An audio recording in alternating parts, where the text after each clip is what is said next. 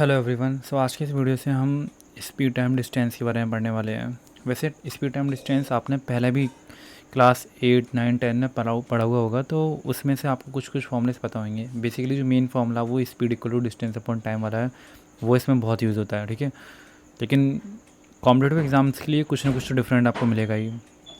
तो पहले हम ये डिस्कस कर लेते हैं कि स्पीड टाइम डिस्टेंस आपको कहाँ कहाँ देखने में मिलेगा। तो स्पीड टाइम डिस्टेंस बेसिकली रेसी बेस्ड क्वेश्चन आंसर में देखने को मिलेगा। इसमें स्टॉपेज प्रॉब्लम बहुत फेमस है, वो बहुत आती है। और लेटर ली का कॉन्सेप्ट इसके अंदर बहुत फेमस है, और रेसिंग के कॉन्सेप्ट में और सर्कुलर के कॉन्सेप्ट में स्पीड टाइम डिस्टेंसेस आपको ये लिंक मिलेंगे इनसे क्वेश्चन आंसर, ठीक है। अब मैं यहाँ पर कुछ कॉन्सेप्ट यहाँ पर लिख दे रहा हूँ, वो वैसे आपको पहले से पता होंगे, लेकिन एक बार लिखने में कोई बुराई नहीं जा रही है, तो आप कॉपी पेन मेरे साथ लेकर बैठना और नोट डाउन करना स्टार्ट कर देना, ठीक है। तो सबसे पहला तो जो फॉर्मूला हमारे पास ये है कि स्पीड इक्वल टू हमारे पास कितना होता है, डिस्टेंस अपॉन टाइम होता है, ओके। और जो हमारी स्पीड होती है वो किलोमीटर पर आवर में होती है। ये क्यों? क्योंकि डिस्टेंस हमारी किलोमीटर में है और टाइम हमने किस में मेज़र किया है, आवर में मेज़र किया है ये।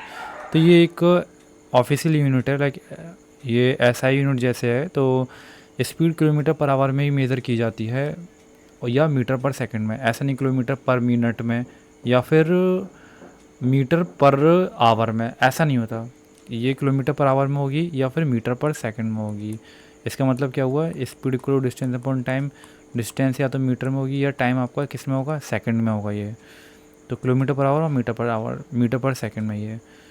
अब किलोमीटर पर आवर को और मीटर पर सेकंड में चेंज करने के लिए हम कुछ रूल्स को फॉलो करेंगे।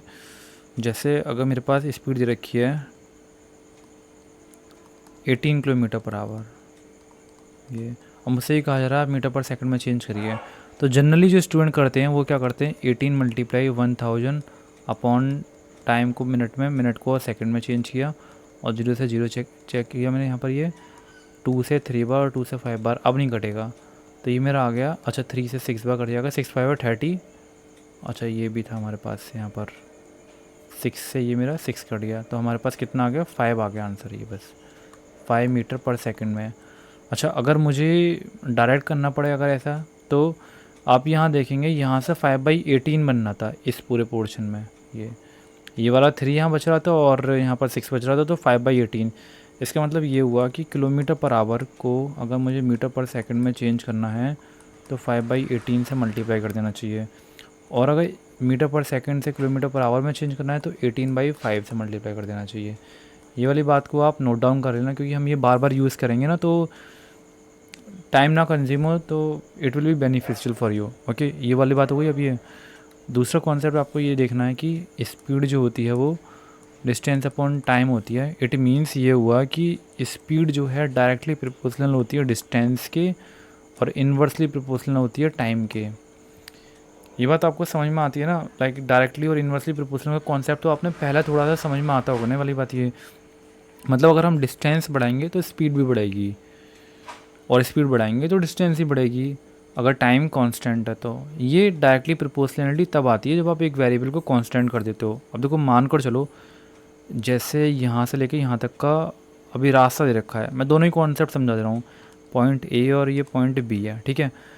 अब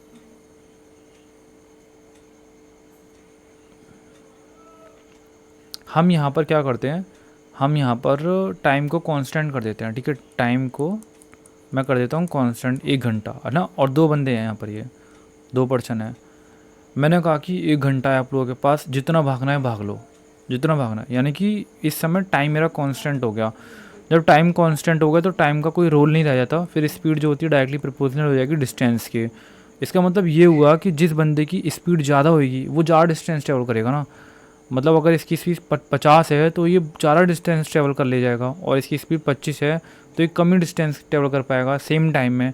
अब यहाँ तक मैंने बोला कि 1 घंटा हो गया, टाइम ओवर। अब डिस्टेंस मेजर चेक करी जाएगी, तो जिसकी स्पीड ज़्यादा रही होगी ना उसने ज़्यादा डिस्टेंस ट्रेवल करी होगी। ये वाली बात आप समझिए, वाली बात, ठीक है। एक कांस्टेंट ये हो गई, एक वाली बात ये हो गई कि जब हमारा टाइम कांस्टेंट होगा। दूसरी बात ये होती है कि जब हमारी डिस्टेंस कांस्टेंट कर दी जाए। डिस्टेंस कांस्टेंट करने का मतलब ये है कि जैसे ये होम है, ओ सॉरी मैं आ रहा हूँ यहाँ पर, मैंने माना है कि 1 मिनट में रेज ही कर देता हूँ। Speed equal to distance upon time, अब मैं यहाँ पर डिस्टेंस को कांस्टेंट करता हूँ।